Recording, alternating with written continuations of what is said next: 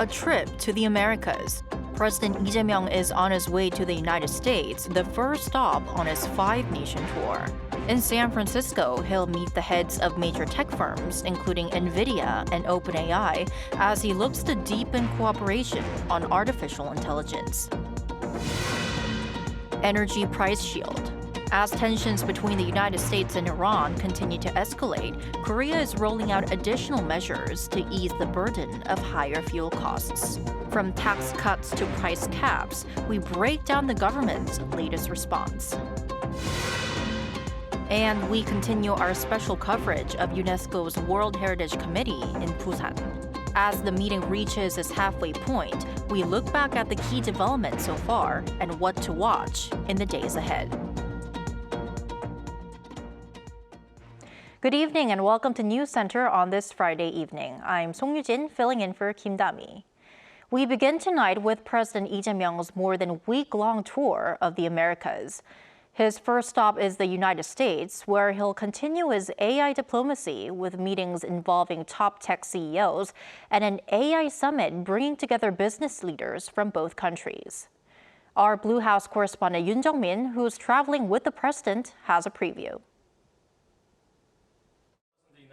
The president's meeting with four major tech firms includes big names: NVIDIA's Jensen Huang, OpenAI's Sam Altman, Anthropic's Dario Amodei, and Broadcom's Hock Tan. Anthropic and OpenAI are the two biggest AI service providers. NVIDIA is the largest AI-related GPU supplier. And Broadcom also is a major player in AI-related semiconductors and software. President Lee Jae-myung will also hold an AI summit in San Francisco on Friday, attended by Samsung's Lee Jae-yong, SK's Choi Tae-won, Hyundai Motors' Chung Ui-sun, and Naver's Lee Hae-jin, along with the U.S. big tech CEOs. MOUs will be signed between Korean firms and the global tech firms, and President Lee will announce his AI vision for related global cooperation. Major Korean firms and global big tech firms will gather together. It will be a chance to expand our vision for the three mega projects on a global level. Experts also point out the need for greater cooperation in software amid the intensifying global AI race. Korea right now is very strong in AI, partially because we have memory chips, but not any higher level GPUs or software. So the president may be asking for cooperation in Korea, trying to expand into this more difficult technical areas. After wrapping up his U.S. trip, President Lee will pay a state visit to Brazil for a summit with President Luiz Inácio Lula da Silva. He will then head to Santiago to meet his Chilean counterpart, Jose Antonio Costa, who took office in March, before flying to Buenos Aires to meet Argentine President Javier Milei. The trip aims to expand trade and investment with the South American bloc, while strengthening partnerships on economic security and energy.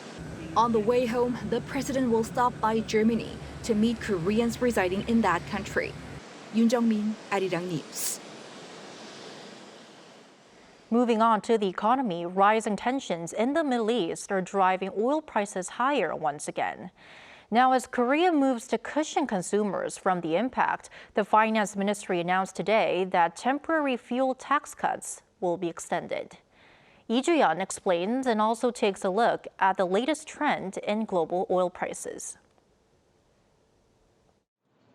The Korean government has decided to extend the temporary fuel tax cuts for another 2 months through the end of September to ease the burden on the public. According to the Ministry of Finance and Economy on Friday, the current tax reduction rates will remain unchanged at 15% for gasoline and 25% for diesel and butane. Oil prices have kept surging, driven by Red Sea shipping risk and escalating U.S.-Iran tensions. Brent crude, the global benchmark for oil prices on Thursday, closed above $100 per barrel for the first time in about 2 months. Following several days of increases, it rose more than 7% from the previous session to close at $100.69 per barrel, still remaining above the 100 threshold on Friday. Officials explained that they decided to keep the tax reduction buffer in place, taking into account the geopolitical tensions in the Middle East. As escalating tensions in the Middle East threaten to disrupt supply chains and fuel inflation through higher oil prices, the government will maintain a high state of readiness and take all necessary precautions. Korea is also striving to minimize the burden of living costs on the public. To stabilize the prices of eggs and mackerel, the government will diversify import sources and strengthen the domestic supply chain. The government decided to expand egg import partners beyond the US, Thailand, and Brazil to include New Zealand and Poland. To build the long-term egg production capacity, the government will also subsidize farm facilities and support for private egg processing and storage. Meanwhile, the Ministry of Oceans and Fisheries will directly import an additional 1,200 tons of mackerel from countries including the UK and Norway. Officials added that the government will do everything possible to bring consumer inflation down to the 2% range this month, after remaining above 3% for 2 consecutive months. Lee Ju-yeon, Arirang News. In related news, the Korean government has decided to freeze its maximum fuel price caps for wholesalers for 4 weeks. To ease the financial burden on consumers, the price caps will be maintained at 1,784 Korean won per liter for gasoline, 1,773 won for diesel, and 1,380 won for kerosene. While international oil prices have been fluctuating around $100 per barrel, the government hopes this freeze will stabilize domestic fuel costs and curb overall inflationary pressures for everyday consumers. Shifting focus, one of the biggest outcomes of last year's trade agreement between Korea and the U.S. was a $150 billion shipbuilding initiative known as MASGA, or Make American Shipbuilding Great Again. Now, that initiative took a major step forward on Thursday with the opening of a joint shipbuilding center in Washington. Kim Jun-woo explains what the new Korea-U.S. Shipbuilding Partnership Center could mean for the alliance. Korea and the United States officially opened their Shipbuilding Partnership Center on Thursday in Washington, D.C. That follows Seoul's commitment to invest $150 billion in the U.S. shipbuilding sector under last year's bilateral trade and investment deal. Funded by the Korean government, the center will advance joint projects and investment, technology exchange, and workforce training. The cooperation is part of the broader MASGA, Make American Shipbuilding Great Again initiative aimed at reviving America's shipbuilding industry. The opening comes 2 months after Seoul and Washington signed an MOU to establish a joint center and expand bilateral shipbuilding cooperation. Officials and industry leaders from both countries gathered in Washington for the opening. Industry Minister Kim Jong-kwan said the new center reflects Korea's strong commitment to supporting America's shipbuilding industry. First, clear and sustained demand. Second, strong incentive. And third, alliance-friendly regulatory environment. With these 3 pillars, the bridge strategy will become a reality. He then added that Korea is ready to build LNG carriers while urging Washington to offer incentives and remove regulatory hurdles. U.S. Commerce Secretary Howard Lutnick also attended the opening ceremony and emphasized the need for tangible results from cooperation between the 2 countries. We are going to judge the center by the capital you deploy, the facilities you modernize, the workers you train, the supply chains you establish, and ultimately the simple number of how many domestic produced ships we make together. Lutnick also pledged support to ease regulatory hurdles for Korean companies investing in the U.S. Korea's ambassador to the U.S., Kang Yong-hwa, called the launch a starting point for building a resilient maritime industrial ecosystem between the two countries. The two sides also signed 15 MOUs across 4 areas of cooperation. Kim Jun-ho, Arirang News. Staying in the U.S., the Trump administration is rolling out a new round of tariffs. Double-digit duties on 60 economies, including Korea, will replace the temporary 10% global tariff set to expire on Friday. Lee Seung-jae reports. The Trump administration has announced its final decision to impose tariffs of up to 12.5% on imports from South Korea, Japan, and dozens of other trading partners over concerns that they have not done enough to prevent goods made with forced labor from entering their markets. The Office of the U.S. Trade Representative said the new duties, ranging from 10 to 12.5%, follow investigations into 60 economies under Section 301 of the 1974 Trade Act. The new tariffs are set to replace the temporary 10% global tariffs that expire Friday, which were introduced after the U.S. Supreme Court struck down the Trump administration's country-specific reciprocal tariffs in February. Last month, the USTR had already proposed a 12.5% tariff on South Korea and several other economies based on its preliminary findings. Seoul strongly opposed the proposal during the public consultation process, arguing that the planned tariff was both unwarranted and disproportionate given South Korea's existing efforts to combat forced labor and regulate imports.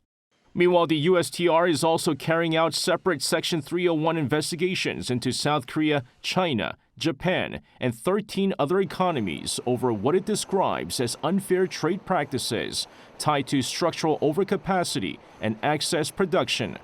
The latest measures reflect the administration's broader effort to establish new trade restrictions after its earlier reciprocal tariff policy was invalidated by the courts.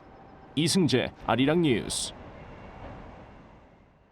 And in response to rampant concerns of potentially higher U.S. tariffs under Section 301, Seoul's Trade Ministry says the Trump administration has confirmed its commitment to the previously agreed 15% tariff cap for Korea.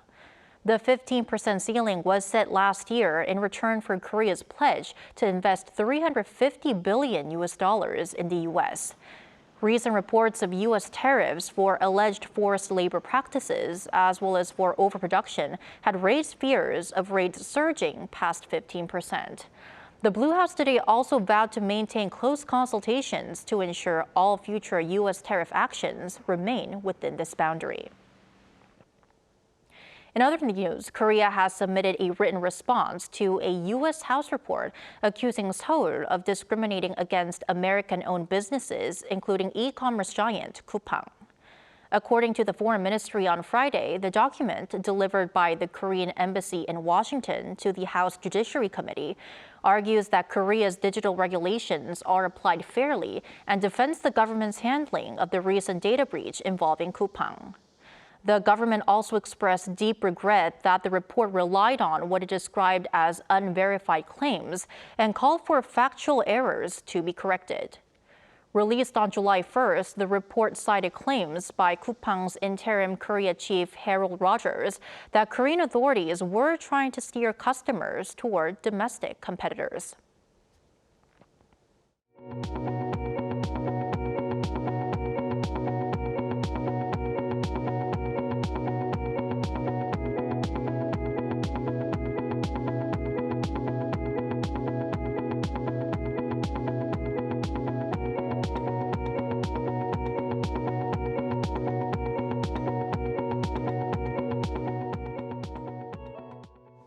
Over in the Middle East, the conflict between the U.S. and Iran continues to intensify, with both sides exchanging fresh strikes. Washington has now carried out nearly 2 weeks of daily attacks on Iran, while President Trump warns that more could follow. Park Jun-an has the latest. U.S. President Donald Trump is warning of an unprecedented military attack against Iran as regional tensions escalate. In an interview with Axios released on Thursday, Trump stated he is close to launching strikes that would be bigger than ever before.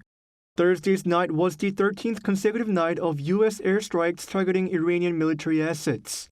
According to state media reports cited by CNN, the latest attack has left 4 people dead across several areas in Iran.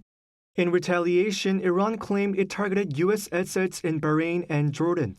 Trump's threat comes as Yemen's Houthi rebels declared a naval blockade on Saudi Arabian ships in the Red Sea, recently targeting 2 Saudi oil tankers.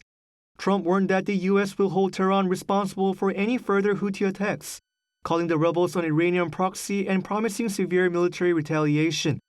Speaking at an event in Washington on Thursday, Trump downplayed Iran's remaining military capacity. We've knocked out their Navy, their Air Force, all of their radar, most of their capability in terms of manufacturing. Their drones are down 84%, their missiles are down 91%. They have no radar, they have no anti-aircraft, they have no nothing, other than they're mean and they're smart and they still have some capability. Meanwhile, a Reuters exclusive reports that Tehran is actively strengthening its Houthi allies. Iran reportedly flew Islamic Revolutionary Guard Corps commanders' new missile systems and gold into the Yemeni port city of Hodeidah on July 13th to fund and bolster Houthi operations. Amid fears of an escalating conflict, the U.S. House of Representatives on Thursday passed a Resolution 214 to 208, requiring congressional approval for war with Iran. Park Jun-an, Arirang News. Staying on the international front, the New York Times says the new U.S.-Saudi nuclear agreement shows differences in Washington's approach towards Korea, criticizing that double standards are at play. It said the agreement could eventually allow uranium enrichment inside the kingdom, despite Saudi Arabia having no operating nuclear power plants. The paper said Korea, in contrast, operates 26 reactors, complies with strict non-proliferation safeguards, and has repeatedly ruled out developing nuclear weapons. Seoul has long sought U.S. consent for limited civilian enrichment and spent fuel reprocessing. The NYT also posed concerns that continued U.S. resistance even after Washington-backed procedures toward those rights in last November's summit fact sheet could create a deep rift in the 70-year alliance with Korea. Moving on to North Korea-related news, the regime is holding a series of state-organized events to mark the upcoming July 27th anniversary of the Korean War armistice, which it promotes internally as Victory Day. State media reported Friday that labor unions and agricultural groups organized poetry sessions and musical performances extolling regime founder Kim Il-sung.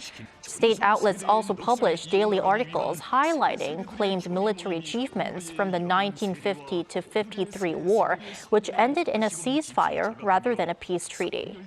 Now, foreign diplomats stationed in Pyongyang, including representatives from China and Russia, were taking on guided tours of war historic sites. Visitors left guestbook entries commemorating the bilateral relationships and historic ties between the nations. Back here at home, as the National Assembly looks to finalize the formation of its standing committee leadership, parliamentary leaders paid tribute at the Seoul National Cemetery on Friday.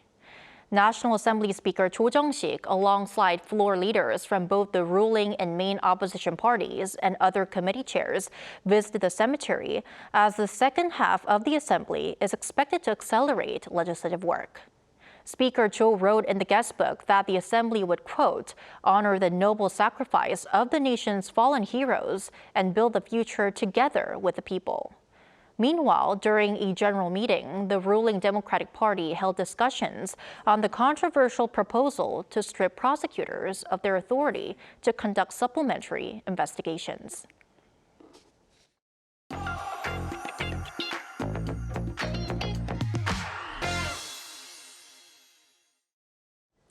The 40th session of the UNESCO World Heritage Committee has wrapped up its first week here in Korea's southern port city of Busan. Now, as you know, Arirang News has been covering the major developments throughout the week. And joining us now to look back at the highlights is our cultural correspondent, Jung Hae-rim. Welcome, Hae-rim. Great to be here, Eugene. Thank you for joining us. So, Hae-rim, let's start with the basics. What exactly is the World Heritage Committee, and why is it so significant that this event is taking place in Busan this year? Right, Eugene. So the World Heritage Committee is one of UNESCO's main decision-making bodies. The committee meets once a year to decide which cultural and natural properties should be added to the World Heritage list. It also examines how existing sites are being protected and discusses responses to threats. And this year's meeting is particularly meaningful for Korea because it is the first time the country has hosted the committee since joining the World Heritage Convention more than 3 decades ago. The scale of the opening ceremony seemed to reflect just how important the occasion was. 원조를 받던 나라에서 원조를 하는 나라로, 나아가 문화의 가치를 함께 나누는 나라로 성장한 우리 대한민국의 여정은 협력과 연대가 만들어낸 인류 공동의 성공 사례라고 자부합니다. It is meaningful that this session is hosted by the Republic of Korea. The country counts 17 properties inscribed on the World Heritage List, reflecting the depth of Korean history and diversity. Together, your sites speak to universal questions: how societies remember, how they live with nature, how they transmit knowledge. The ceremony featured traditional Korean performances reinterpreted with modern elements, digital media art, and a special appearance by G-Dragon, the session's honorary ambassador. So it was not only the start of discussions, but also an opportunity for Korea to present its culture and demonstrate a greater role in shaping the future of global heritage protection. Right, so this certainly seems like a significant event for Korea. Now, beyond the opening ceremony, there have already been a lot of important discussions and outcomes. And one of the terms we've been hearing a lot this year is the Busan Declaration, which I remember that you reported on. So could you tell us more about that? Right, Eugene. So the Busan Declaration is a South Korea-led initiative that was adopted unanimously on the first day of sessions. So a major focus for the World Heritage Committee is on protecting existing heritage as the threats facing them become increasingly complex. There are armed conflicts, climate change, natural disasters, and growing development pressures.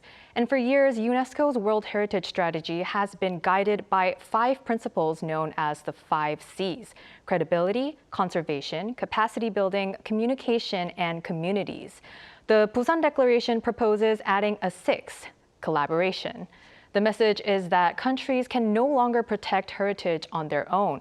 Governments, UNESCO's advisory bodies, and more all need to work together, particularly when threats such as war cross national borders. In the face of today's global crisis, solidarity within the international community remains the only solution. I hope this committee will serve as a turning point in reinvigorating cooperation under the World Heritage Convention. So this is indeed a very new chapter for UNESCO. But I mean, there are still 5 days left, and we know a lot of people are putting attention to this. Korea has its own heritage cases in the upcoming weekend, so could you elaborate on that too? Right, Eugene. So Korea doesn't have an entirely new property up for inscription. Instead, the committee is considering an extension of an existing World Heritage property, Gaeol, Korean tidal flats. The tidal flats were first inscribed in 2021 as a serial natural property made up of 4 areas: Seocheon, Gochang, Sinan, and Boseong-Suncheon. Together, they form vital feeding and resting grounds for millions of migratory birds along the East Asian and Australasian flyway, including several globally threatened species. And this year, Korea is seeking to expand the property by adding the tidal flats of Seosan, Muan, Goheung, and Yeosu, while also enlarging buffer zones around some of the existing areas. The decision is expected to be one of the biggest Korea-related outcomes of this year's committee meeting. So no doubt all eyes will be on that decision tomorrow. Thank you for your wrap-up, Hae-rim. My pleasure. And continuing our coverage of UNESCO's World Heritage Committee in Busan, Arirang News sat down exclusively with Korea's top envoy to UNESCO. Our Cho Young-eun spoke with Ambassador Kim Ji-hee about Korea's growing role in the World Heritage community and the push to expand World Heritage status for the country's tidal flats, known as Gov't. The UNESCO World Heritage Committee not only decides new inscriptions, but also reviews the conservation of existing sites and addresses shared heritage challenges. In an exclusive interview with Arirang News in Busan, the permanent delegate of the Republic of Korea to UNESCO described Korea's role as the host of the 48th session. Hosting this meeting in Korea means the international community recognizes the country's leadership in UNESCO's cultural agenda and its role in advancing cooperation under the World Heritage Convention. Korea has also taken on an important role in supporting heritage conservation efforts in many other countries. She explained that Korea has built extensive expertise through the restoration and management of its heritage sites and has been actively sharing those experiences with other member states. 한국은 세계유산뿐만 아니라 또 무형유산, 기록유산 등 굉장히 다양한 분야에서 또 국제적인 존재감을 넓혀가고 있는데요. 현재 문화유산 분야에서 한국의 강점이 좀 무엇이라고 보시는지, 그리고 국제사회에 어떤 기여를 하고 있다고 평가하시는지 말씀 부탁드립니다. Korea's greatest strength lies in its long history, rich cultural heritage, and experience of achieving rapid socio-economic development while continuously seeking harmony between tradition and modernity. A key issue for Korea during this year's session is the Phase 2 extension of UNESCO World Heritage status for Korea's Gov't, or tidal flats. The ambassador said the proposed extension is about more than expanding the site, saying that it strengthens the ecological connectivity and marks the beginning of an even greater responsibility for long-term management. 이번 세계유산위원회에서는 한국의 갯벌의 세계유산 확대 등재 여부가 큰 관심사인데요. 등재에 대한 어떤 기대를 갖고 계신지, 또 등재가 확정된다면 앞으로의 보전과 관리, 그리고 국제협력 측면에서 가장 중요한 과제는 무엇이라고 생각하시는지 말씀 부탁드립니다. First, it is essential to establish an integrated management system for the entire ecosystem. Second, we need a framework that can anticipate and effectively manage the various threats facing the tidal flats, including sea level rise caused by climate change, pollution, coastal development, and increasing tourism.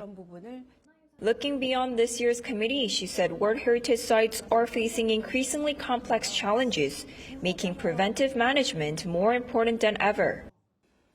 Rather than responding after threats emerge, we need systems that can anticipate and prevent risks in advance. Conservation must respect international principles while reflecting local contexts and working closely with communities.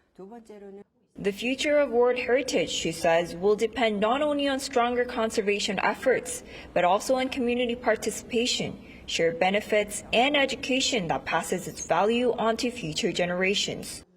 Cho Young-eun, Arirang News, Busan.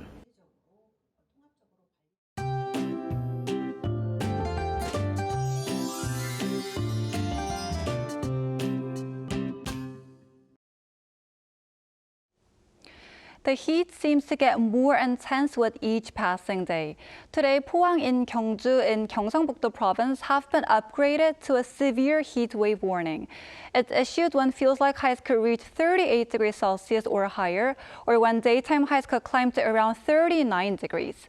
So please stay hydrated and avoid spending too much time outdoors.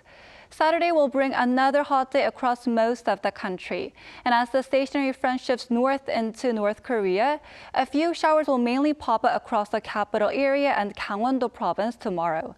Then on Sunday, the front will sag south again, bringing rain to the central region's Jeollabuk-do and Gyeongsang-Buk-do provinces. As for temperatures, Seoul will start the day at 26 degrees, Chuncheon 24 and Jeju 27 degrees. Then by the afternoon, Seoul will get up to 32 degrees, Gyeongju 36 and Jeju 34 degrees. By next week, the monsoon will likely be over nationwide. Now here's a look at the weather around the world.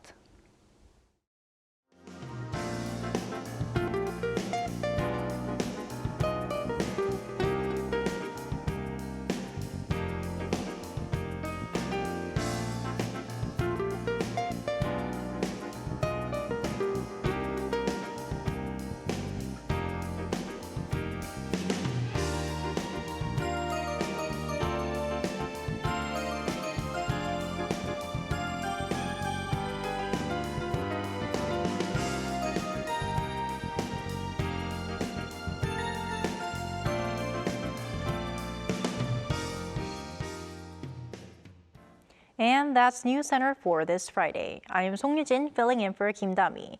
From all of us here at Arirang, thanks for watching, and we hope you have a great weekend.